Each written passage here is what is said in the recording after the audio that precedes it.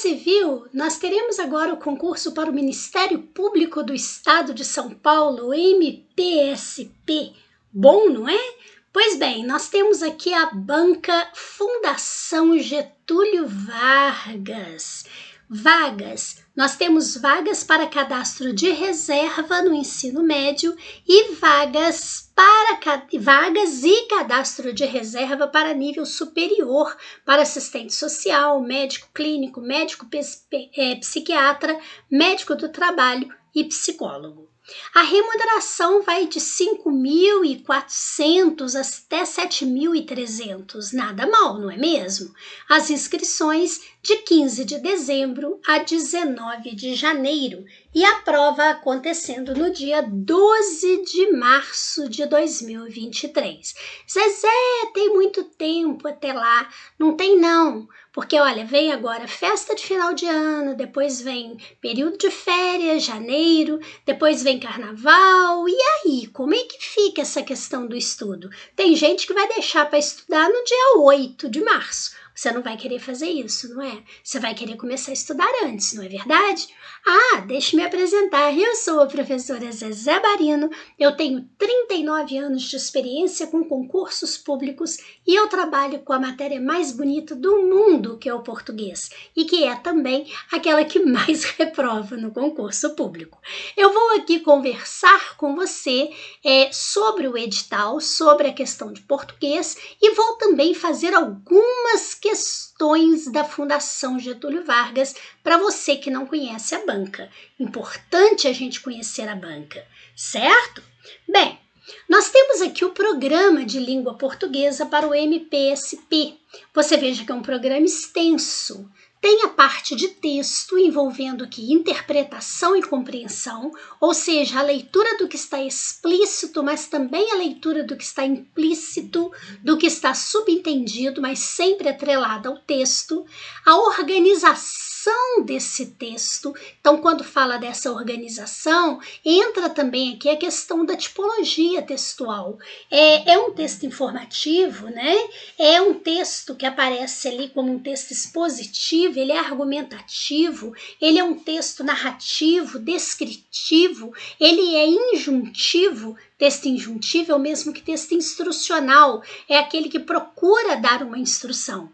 E a partir daí, se esse texto é informativo, se ele é publicitário, se é um propagandístico, se é normativo, se é didático, se é divinatório. Então, são vários nomes que a banca apresenta aqui e todos esses tipos aí têm as suas características.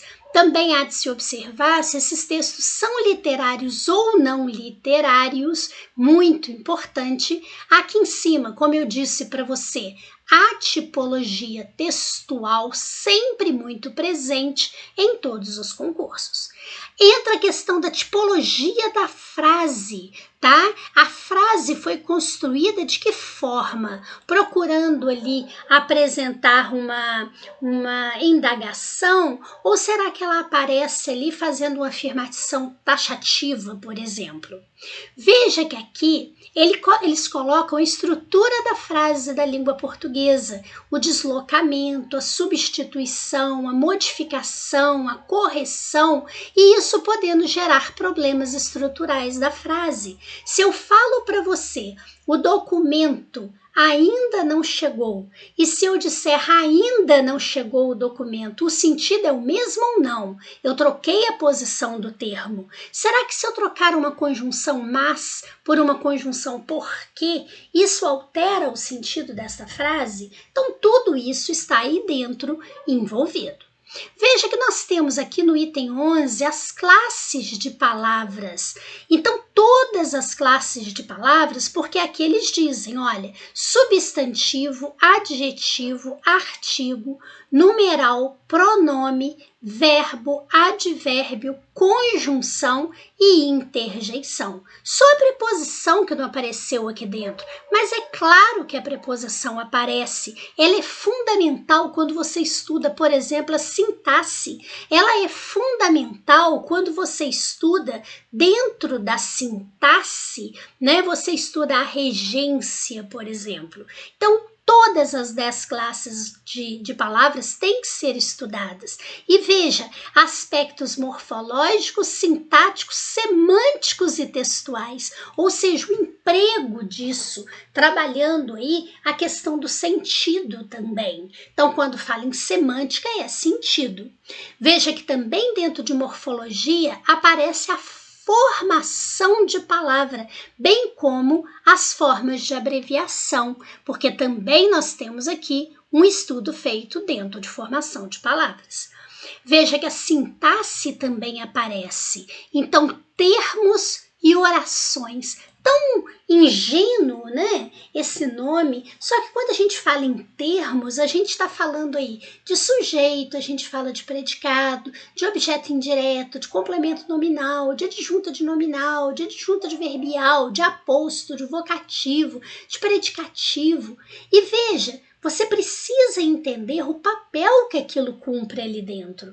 A gente às vezes não consegue nem identificar, quanto mais entender o papel que aquilo cumpre ali dentro. E as orações, então a oração subordinada, adverbial, temporal, uma oração subordinada substantiva, né? Uma oração subordinada substantiva subjetiva, que é um sujeito oracional. Se é impossível aprender oração, é nada. Cada oração tem uma marca só dela e que facilita pra caramba na hora de você analisar. E eu conto isso pra você, tá? Veja que aparece aqui dentro falando também a respeito da semântica. Semântica é estudo do sentido. Então aparece aqui o sentido próprio, que é o literal, que é a linguagem, né, quando ela aparece ali no seu sentido denotativo, e o figurado, que é o conotativo. Antônimos e sinônimos, parônimos. Então, olha lá, quando a gente estuda, por exemplo, parônimos e homônimos, aqueles termos, né? Mal com U, mal com L, infringir, infligir, nós temos que estudar isso. Veja que aparece aqui o hiperônimo e, consequentemente, o hipônimo. Então, se eu falo, por exemplo, eletrodoméstico, isso é um hiperônimo. Se eu falo geladeira, isso é um hipônimo.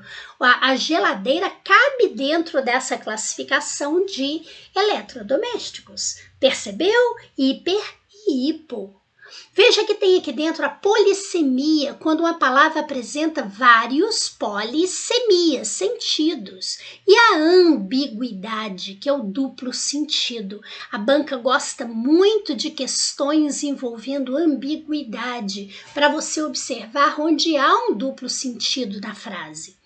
Veja que aqui aparece aqui, falando sobre o dicionário, né, a organização dos verbetes, ou seja, daqueles significados que aparecem dentro do dicionário, o vocabulário envolvendo neologismo, que é a criação de palavras, arcaísmos, palavras arcaicas que ficaram aí em desuso na língua portuguesa, estrangeirismo, palavras de língua estrangeira que são usadas na língua portuguesa, latinismo, expressões lá do latim.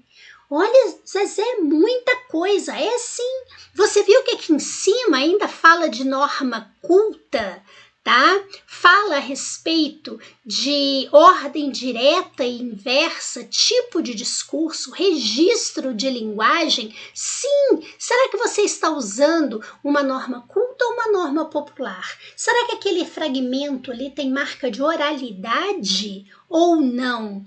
Tá? Então, tudo isso é muito importante. Se o discurso é direto, se ele é indireto livre, como eu faço a diferença de um para o outro? E veja que ainda temos aqui a questão da ortografia, e quando falamos de ortografia, não é só se uma palavra escreve com G ou com J, é você, por exemplo, saber o porquê junto, separado, o afim junto, o afim separado, e o emprego do hífen. Assim como aparece aqui pra gente a acentuação gráfica, tanto o emprego do hífen quanto a acentuação gráfica, você tem que saber o novo acordo ortográfico. Você sabe? Pois é muito fácil para você aprender, tá? E veja que quando a gente fala em sintaxe, ainda aparece aqui em cima a questão da pontuação, a questão da crase. E quando a gente está falando aqui, ó, norma culta, Dentro de norma culta, pode aparecer aqui a concordância verbal, a concordância nominal, a regência verbal, a regência nominal, a colocação pronominal, ou seja, próclise, mesóclise, ênclise. Olha, o programa é enorme. É muito grande, sim. Aí você fala, mas eu pego a bibliografia e tiro isso de letra. Não é assim que a gente pensa? Pois é, mas a bibliografia para se estudar isso é muito extensa, tá? Isso é uma gramática inteira, mais livros específicos a respeito da parte textual. Então, você tem que entender que você tem que saber a matéria, você tem que conhecer a banca FGV não é uma banca fácil, tá? Não é. Ela elabora muito bem as suas questões, às vezes até bem demais, né? E você ainda tem que fazer exercícios. É por isso que eu montei aqui e vai atender a você de uma maneira assim muito satisfatória o meu curso de questões comentadas de português da banca FGV, que é a banca que vai fazer a prova do seu concurso. Eu vou resolver 100 questões de português da banca FGV. Mas não é simplesmente resolver, não. Eu passo para você uma primeira prova da banca, você vai fazer essa prova, vai conferir o gabarito e aí você deve ter dúvidas. Aí você vai assistir a minha aula. Lá na minha aula eu vou explicar uma por uma das questões, eu vou explicar como você deve ler esse texto, o que você deve ter atenção, o que você faz para ganhar tempo na hora de ler esse texto e fazer a prova. E aqui dentro, quando eu estiver explicando cada questão, eu explico para você a parte gramatical necessária, tá? Então, a partir disso feito, aí sim você terá toda a condição de poder ainda tirar as dúvidas comigo. Às vezes eu não entendi a questão número 15, por que é isso e não isso. Eu vou ter o maior prazer de explicar a você novamente. Lembrando que nós ainda temos os nossos PDFs e eles aqui, ó, trabalham para você sintetizando tudo aquilo que é fundamental que você estude para a prova. Bom, não é? São 100 questões. Zezé, você disse que não é uma banca fácil. Por quê? Vamos conhecer um pouquinho dessa banca. Eu selecionei aqui 2 questões. Essa da FGV 2022, que foi uma prova de nível superior, uma prova para enfermeiro. Você vai ver aqui que ela já começa falando de preposição, né? Então veja que diz o seguinte, a maioria das palavras mostra vários significados, ou seja, polissemia. Poli quer dizer vários, semia é de semântica. Toda vez que aparecer a palavra semântica, quer dizer sentido, significado. O que também ocorre com a preposição. Então veja, indique a frase em que a preposição com tem o significado de adição. Então veja, se fosse pedida a preposição por exemplo, eu poderia dizer assim, ó, entreguei por ela. Quer dizer, ela foi o meio que eu usei para entregar. Ou eu poderia dizer, por exemplo, assim, que entreguei por ela foi em consideração a ela. Ou eu posso ter usado isso no sentido de substituição. Ela não pôde entregar, então eu entreguei por ela. Tá vendo? Isso vai depender de quê? Do contexto, ou seja, da situação na qual se insere. Isso acontece com várias preposições. Se eu falo para você, vim de Brasília, tá? O que eu estarei dizendo com esse de? Pode ser o lugar ou pode ser o carro. Então pode ser lugar ou pode ser meio, o carro Brasília. Então você tem que olhar o contexto e é isso que eles querem que você olhe aqui. É o sentido do com, né, dentro do contexto abaixo. Observe, eles querem onde indique uma adição. Veja que a primeira frase que aparece aqui, ela diz: estilo é uma expressão do individualismo misturado com carisma. O que quer dizer misturado com? Se eu falo para você assim, eu gosto de arroz misturado com feijão, eu quero dizer que eu gosto de arroz e feijão. Não é verdade? Então quer dizer que eu somo o arroz com o feijão. Então aqui o com, associado a esse contexto do misturado, isso indica a adição do jeito que foi pedido lá em cima. Mas quando eu digo serviço de emergência disponível só com 24 horas de antecedência. Se é de emergência, né, ainda tem 24 horas de antecedência.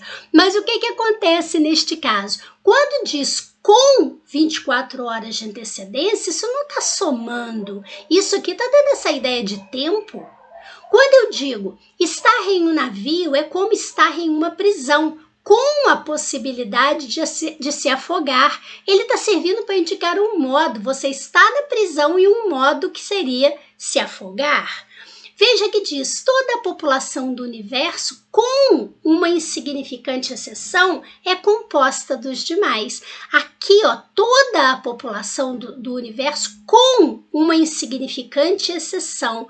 Então, aqui ele está indicando esse limite, não uma adição. Deus não joga dados com o universo. Não é a ideia de adição. Não está dizendo que Deus não joga dados e não joga o universo. Então, eu só tenho relação de adição na primeira, porque eu somo o individualismo com o carisma. Viu? Então, assim a gente aprende o conteúdo e a gente aprende a fazer a prova da banca. Não é bom? Veja outra questão que eu selecionei aqui. A outra questão diz o seguinte, é uma questão de 2022 também para técnico em raio-x, uma prova de nível médio. Entre as opções abaixo, assinale aquela em que o diminutivo destacado perdeu o valor de diminutivo, designando uma outra realidade. Por exemplo, a mãe tem um filho lá de 2 metros de altura, 120 quilos, tá? De 42 anos. E ela fala, nossa, como eu amo meu filhinho. Então, na verdade, não é um filhinho no sentido diminutivo, é um valor afetivo neste caso. Notou? Então, por isso ela chama de filhinho. Quando a pessoa fala para outra, me dá uma beijoca, tá? Esse beijoca aí não significa um beijo pequenininho, não é isso que você quer dizer. Então, a gente tem que olhar o contexto, apesar desse oca indicar um diminutivo. Percebeu? Aqui está falando quando ele perdeu o valor diminutivo, designando uma outra realidade. Quer dizer, implantando em um sentido diverso daquele sentido original no diminutivo. Quando se diz, o menino olhou para a garotinha que estava ao seu lado, é uma garota de verdade. Só que é uma garota o quê? Pequenininha. Então aqui é diminutivo.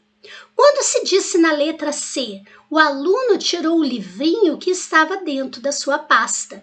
Livro, tá? É pra gente livro de verdade. Só que não é um livro grande, é um livro pequenininho, é um livrinho. Os meninos menores brincavam com carrinhos. Eles brincavam com carros, sim, mas não eram carros grandes, eram carros pequenininhos. Então é diminutivo da palavra carro, da palavra original.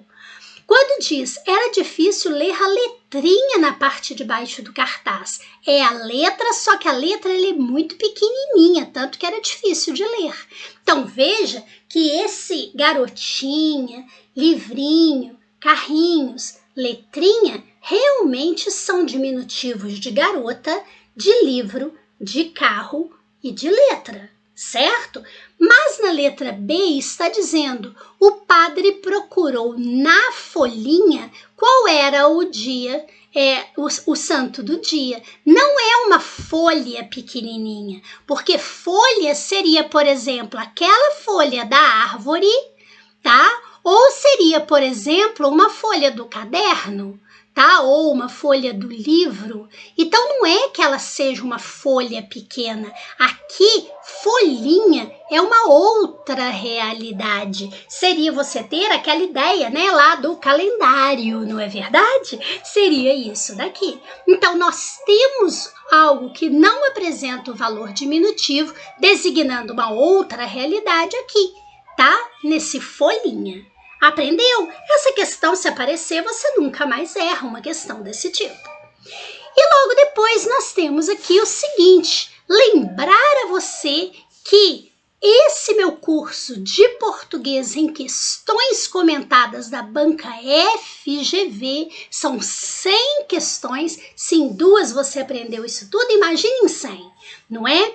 É um curso que você vai se surpreender com a qualidade e com um precinho que cabe no seu bolso. Bate um papo lá no nosso WhatsApp ou entre no nosso site e dê uma olhadinha lá como você pode sair na frente da concorrência nesse concurso do Ministério Público do Estado de São Paulo. Você vai descobrir que estudar português com a Zezé Barino é simples assim.